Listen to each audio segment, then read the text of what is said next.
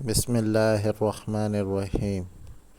درس قرآن داعی قرآن مفتی عتیق الرحمن شہید رحم اللہ۔ والصلاة والسلام على سيد الرسل وخاتم الأنبياء، أما بعد،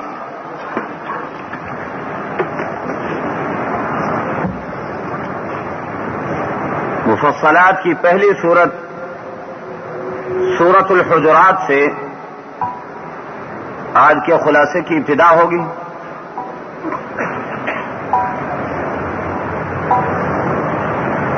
یہ مبارک سورت مدنی قرآن کا حصہ ہے، مدنی سورت ہے، اور اس سورت میں اللہ رب العزت نے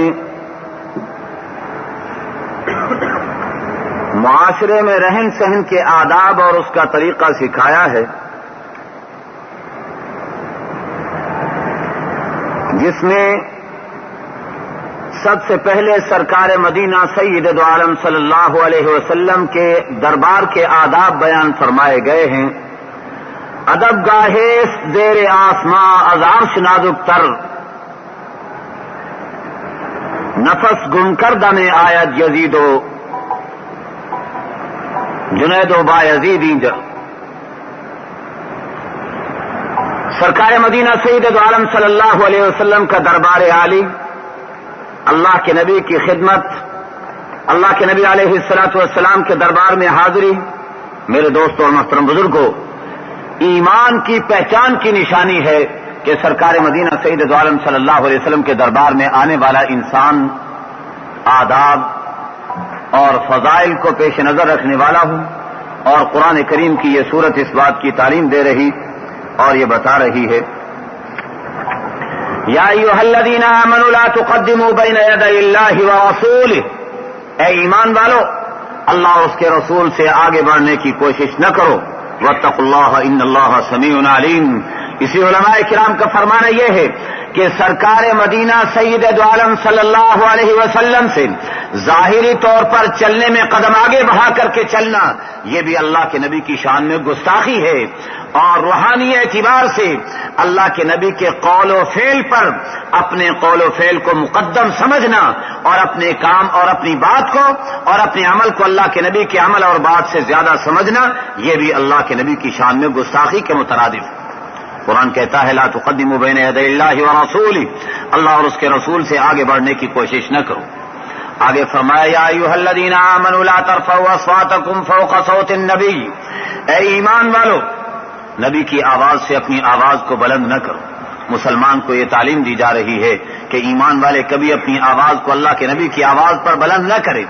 سرکار مدینہ سید دو عالم صلی اللہ علیہ وسلم کی مجلس میں بیٹھے ہوئے ہوں، صحابہ فرماتے ہیں کہ اس آیت کے نازل ہو جانے کے بعد ہمارا تو حال یہ ہو گیا تھا کہ اللہ کے نبی کی موجودگی میں ہم زبان سے کوئی بات نکالتے ہوئے گھبراتے تھے، کہیں ایسا نہ ہو کہ ہماری آواز اللہ کے نبی سے اونچی ہو جائے اور ہمارے اعمال ضائع ہو کر کے رہ جائیں۔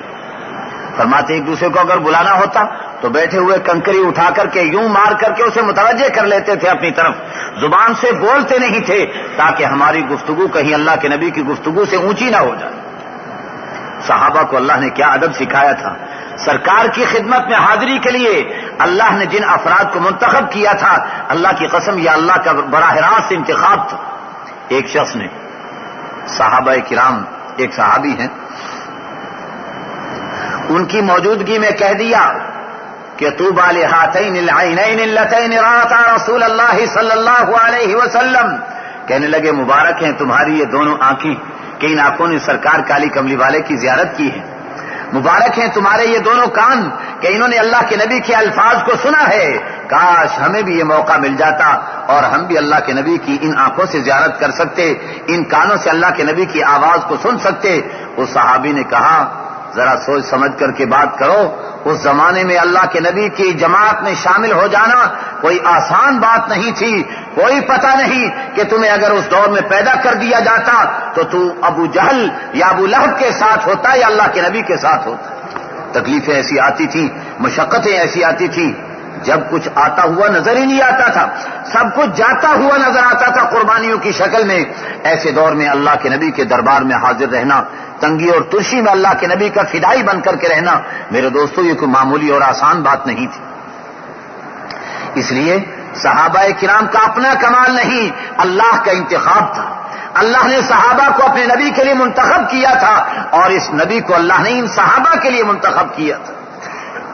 تو صحابہ کو کیا تعلیم دی جا رہی ہے کہ اپنی آواز کو صحابہ کی آواز، اپنے آواز کو نبی اکرم کی آواز سے بلند نہ کرو اور اونچا نہ کرو۔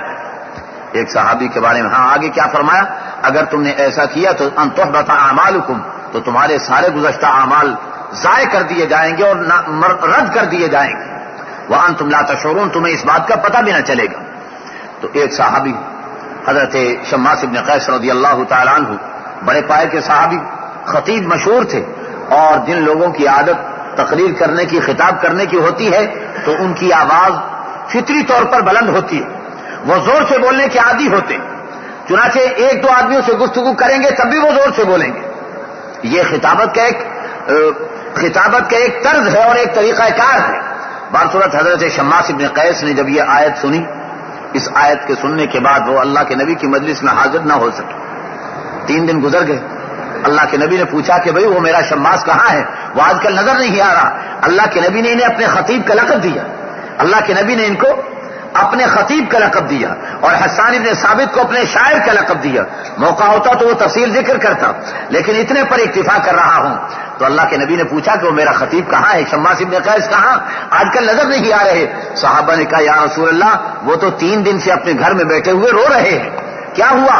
کہنے لگے کہ یا رسول اللہ وہ کہتے ہیں کہ میری آواز تو ویسے ہی بلند ہے، اور میں جب اللہ کے نبی کے دربار میں بولتا ہوں تو میری آواز خود بخود اونچی ہو جاتی ہے، اس بنا پر مجھے ڈر لگتا ہے کہیں آج تک کہ میرے سارے اعمال ضائع نہ ہو گئے۔ اللہ کے نبی نے فرمایا کہ انہیں بلا کے لاؤ اور ان سے کہو کہ تو ان لوگوں میں سے نہیں ہے جو اللہ کے نبی کی گستاخی کے طور پر اپنی آواز کو بلند کرتے ہیں، یہ تو تبھی آواز ہے، اس آواز کے بلند ہونے میں کوئی حرج کی بات نہیں ہے۔ معلوم ہوا کہ سرکار مدینہ سید دو عالم صلی اللہ علیہ وسلم کی گستاخی کے طور پر اگر اللہ کے نبی کی آواز پر کوئی آواز کو بلند کرنے کی کوشش کرتا ہے، ایسے انسان کے گزشتہ سارے اعمال ضائع کر دیے جاتے ہیں۔ ان الذين يغضون اصواتهم عند رسول الله اولئك الذين امتحن الله قلوبهم للتقوى، جو لوگ اپنی آوازوں کو اللہ کے نبی کی موجودگی میں پست کر لیتے ہیں اور آہستہ کر لیتے ہیں، اللہ نے ان کے دلوں کو تقوی کے لیے منتخب کر لیا ہے۔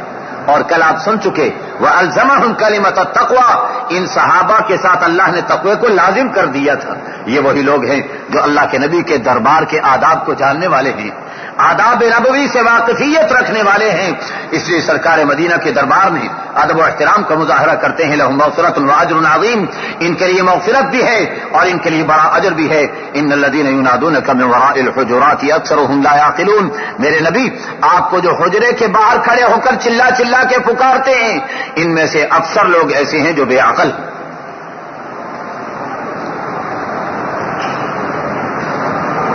کچھ بدو دیہاتی لوگ آئے تھے، اللہ کے نبی گھر میں مشغول تھے، انہوں نے باہر دروازے پہ آ کر کے چلانا شروع کر دیا، اخرج یا محمد اخرج الینا صلی اللہ تعالی علیہ وسلم، کیا کہنے لگے محمد باہر نکل کے آؤ ہمارے پاس۔ اللہ کے نبی کو یہ باتیں ذرا ناگوار لگی، اس انداز پر چلانا اور شور مچانا، تو اللہ نے قرآن اتار دیا ان الذین ینادونک من وراء الحجرات اکثرهم لا یعقلون، جو حجرے کے باہر سے چلا چلا کر کے آپ کو پکارتے ہیں، ان میں عموماً یہ بے وقوف لوگ ہوا کرتے ہیں، بے عقل لوگ ہوا کرتے ہیں۔ معلوم ہوا کہ اللہ کے نبی کے دربار کا ایک ادب یہ بھی ہے کہ اللہ کے نبی کو ویسے نہ پکارا جائے جیسے عام انسانوں کو پکارا جاتا ہے اور چلا چلا کر کے پکارا جاتا ہے، یہ بھی اللہ کے نبی کے دربار کا ایک ادب ہے۔ اور اس سے پہلے میں یہ بات عرض کر چکا کہ اگر اللہ کے نبی کے دربار کے باہر کھڑے ہو کر کے، دروازے کے باہر کھڑے ہو کر کے چلا کے پکارنا بے ادبی اور گستاخی، تو پاکستان میں کھڑے ہو کر کے پکارنا یہ کیا ہے جی؟ ٹنڈو آدم سے چلا چلا کر کے لاؤڈ اسپیکر لگا کر اللہ کے نبی کا نام لے کر کے پکارنا اور چلانا یہ کیا ہے؟ یہ بھی گستاخی اور بے ادبی ہے۔ جو لوگ باہر سے چلا چلا کر کے اللہ کے نبی کو پکارتے ہیں وہ بے عقل اور بے وقوف ہیں، اور جو بے وقوف ہوں گے وہی اللہ کے نبی کو اس انداز پر پکاریں گے۔ یہ قرآن کا فیصلہ ہے۔ اس بنا پر اللہ کے نبی کا ادب کیا سکھایا قرآن نے؟ اللہ کے نبی کا کیا ادب سکھایا اللہ نے؟ یہ سکھایا کہ جب نماز کا وقت آئے تو تم پوری نماز میں اللہ کی تعریف کھڑے ہو کر بھی کرو، رکوع میں جا کے بھی کرو، سجدے میں جا کے بھی کرو، لیکن جب میرے نبی کی باری آ جائے تو دو زانو ہو کر کے ادب اور احترام کے ساتھ بیٹھ کر میرے نبی پر صلاۃ و سلام پڑھا کرو۔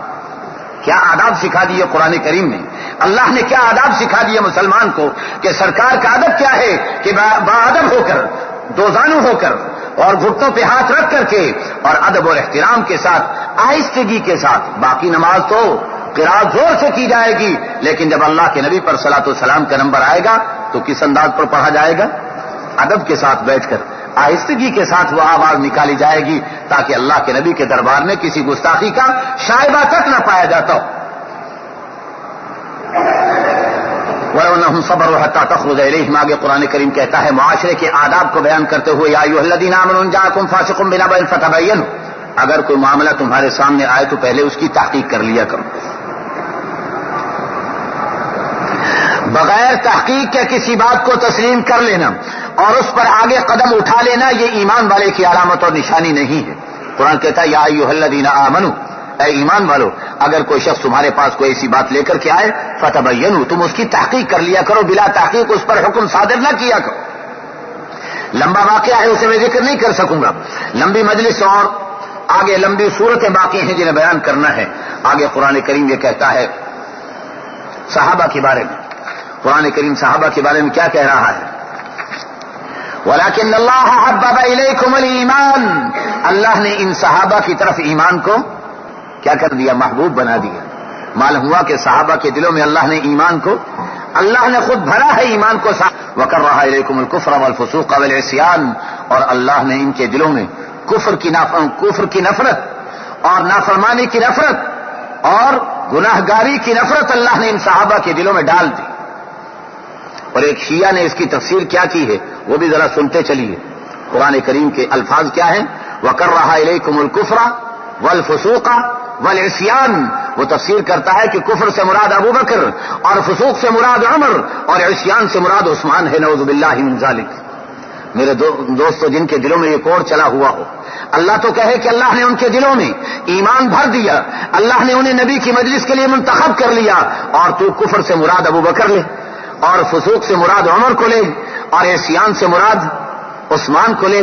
میرے دوستو، اس سے بڑا کمبخت اور کوئی نہیں ہو سکتا، اس سے بڑا بدبخت اور کوئی نہیں ہو سکتا۔ اور کل میں یہ بات عرض کر چکا کہ اگر صحابہ سے کسی کو ناراضگی ہوتی ہے اور رنجش پیدا ہوتی ہے تو وہ کون ہے؟ ذرا مجھے آواز سے بتاؤ تاکہ ہمارا دل بھی ٹھنڈا ہو، ان صحابہ کے نام لیواؤں کا دل بھی ٹھنڈا ہو۔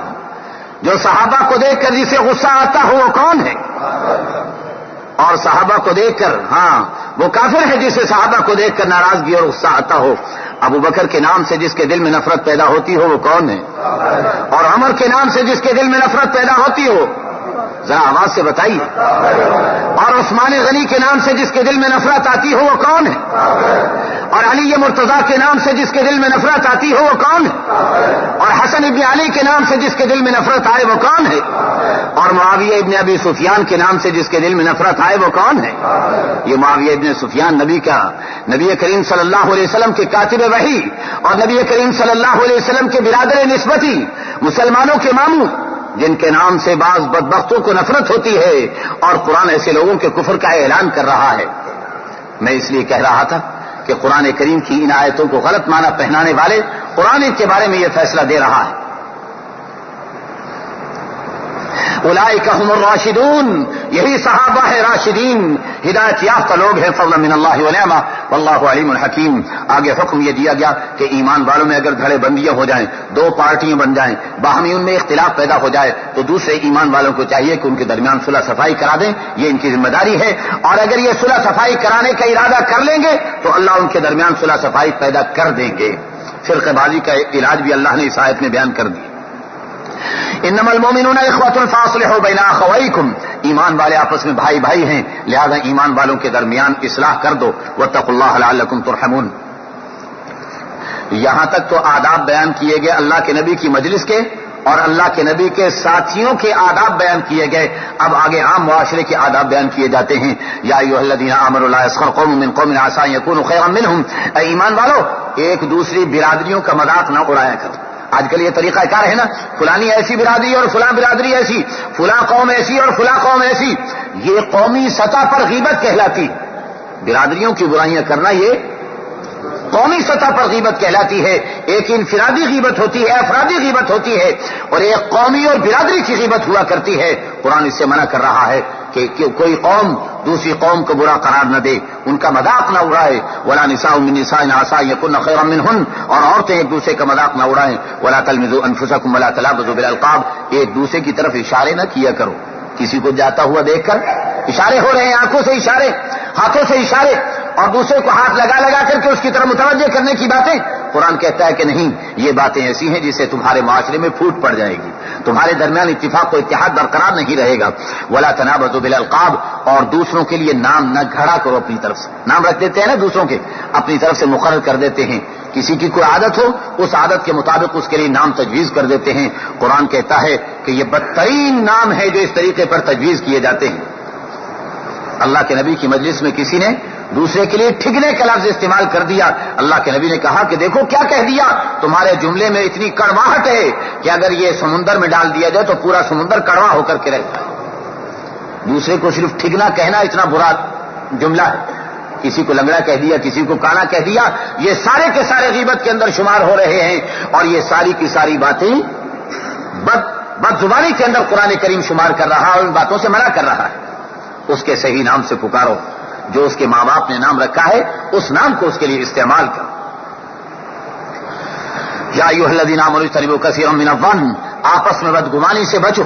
قرآن کریم کیا کہتا ہے کہ آپس میں بدگمانی، یہ بدگمانی بڑی بری بلا ہے۔ کوئی کسی کو دیکھ لیا بیٹھا ہوا، ہاں یہ ضرور ایسے کر رہا ہوگا، دو آدمی کھڑے ہوئے باتیں کر رہے ہیں اور ادھر کو دیکھ بھی رہے ہیں، دیکھو جی میرے خلاف سازش کر رہے ہیں، اپنی طرف سے بدگمانی پیدا کر لی۔ میرے دوستو، اسلام اس بات کی اجازت نہیں دیتا۔ اسلام کہتا ہے کہ اٹکل پچو کے گھوڑے اور بدگمانی کی باتیں یاد رکھنا۔ قرآن کریم کہتا ہے ان باب الظن اثم، یہ عام طور پر بدگمانی جو ہے گناہ تک انسان کو پہنچا دیا کرتی ہے۔ اور پھر آگے ولا تجسسوا ولا یغتب بعضکم بعضا، اور باہمی طور پر کھود کریب میں نہ لگا کرو، دوسرے کے بارے میں معلومات، ہاں جی کیا کر رہا تھا، وہ کیسے کر رہا تھا، اور اس نے کیا کیا تھا۔ جن کے اندر اپنی برائی موجود ہوتی ہے نا، وہ دوسرے کی برائی سن کر کے خوش ہوتے ہیں اور دوسرے کی برائی تلاش کر کے خوشی حاصل کرتے ہیں۔ اصل میں یہ علامت اس بات کی ہوتی ہے کہ اس کے اپنے دل میں کیڑے چلے ہوئے ہیں۔ اگر اپنا دل صاف ہوگا تو دوسرے کی برائی کی کبھی کھود کریب نہیں کرے گا۔ قرآن کہتا ہے ولا تجسسوا، اسلامی معاشرے کے اندر یہ کھود کریب کرنا، سی آئی ڈی کا کام کرنا، یہ کام اسلامی معاشرے کے اندر ناپسندیدہ سمجھے گئے ہیں۔ اللہ کے نبی سے آ کر کے کسی نے دوسرے کے بارے میں کہنا شروع کیا کہ فلانا ایسا، اللہ کے نبی نے فرمایا خبردار، میرے سامنے کسی کی برائیاں ذکر نہ کیا کرو، اور میرے سامنے اس قسم کی باتیں آ کر نہ کہا، صاف منع فرما دیا اللہ کے نبی علیہ الصلوۃ والسلام نے۔ اس نے جو کچھ کیا اس کا اور اس کے اللہ کا معاملہ ہے۔ ہاں اگر کھلے بندوں کو انسان کر رہا ہے، اسلامی معاشرے کو حکم دیا جاتا ہے کہ اسے اگر کوئی حرکت کی اسے پکڑ لو اور اس حرکت سے اسے باز رکھو، لیکن اگر کسی انسان نے چھپ چھپا کر کے کیا اسے اس کے اللہ کے ساتھ چھوڑ دو، اللہ جانے اور وہ جانے، اللہ اس کے ساتھ معاملہ ایسا کریں گے کہ دنیا والوں کے لیے عبرت کا سامان پیدا ہو جائے گا۔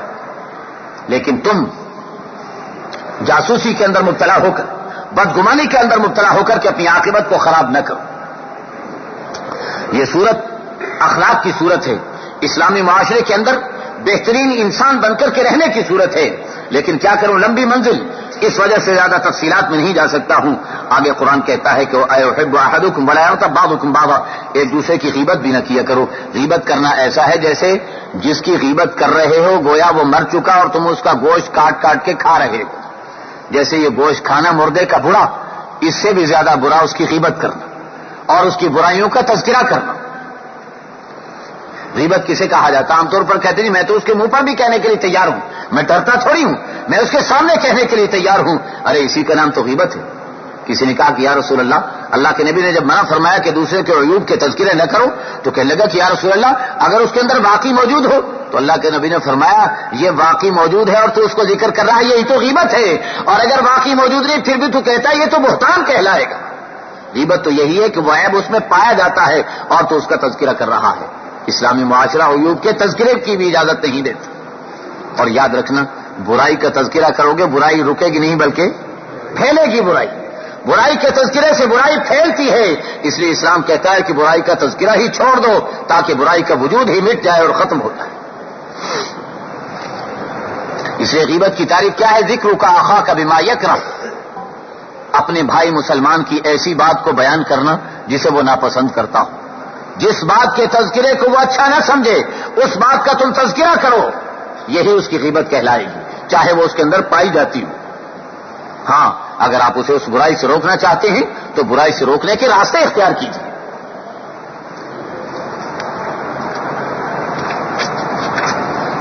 آگے قرآن کریم بیان فرما رہا ہے، یا ایھا الناس انا خلقناکم من ذکر وانثى وجعلناکم شعوبا وقبائل لتعارفوا، اے لوگو ہم نے تمہیں مرد و عورت سے پیدا کیا ہے اور تمہیں پارٹیاں اور جماعتیں اور برادریاں تمہاری بنا دی ہیں، یہ سب کچھ ہم نے اس لیے بنایا ہے تمہارے اندر لتعارفوا، تاکہ باہمی طور پر تعارف حاصل کر سکو۔ وہ فلانا کون سا فلانا؟ جی فلانی برادری کا نام تو ایک جیسے کئی ایک ہو سکتے ہیں، لیکن وہ جب برادری کی بات ساتھ لگ جائے گی تو پہچان ہو جائے گی۔ باقی یہ فلاں برادری میں ہونا یا فلاں برادری میں ہونا یہ کوئی بڑائی اور خوبی کی بات نہیں۔ قرآن کہتا ہے کہ ان اکرمکم عند اللہ اتقاکم، تم میں زیادہ احترام والا وہ شخص ہے جس کے اندر زیادہ تقوی پایا جاتا ہو، چاہے کوئی بھی ہو۔ ایک واقعہ لکھا ہے،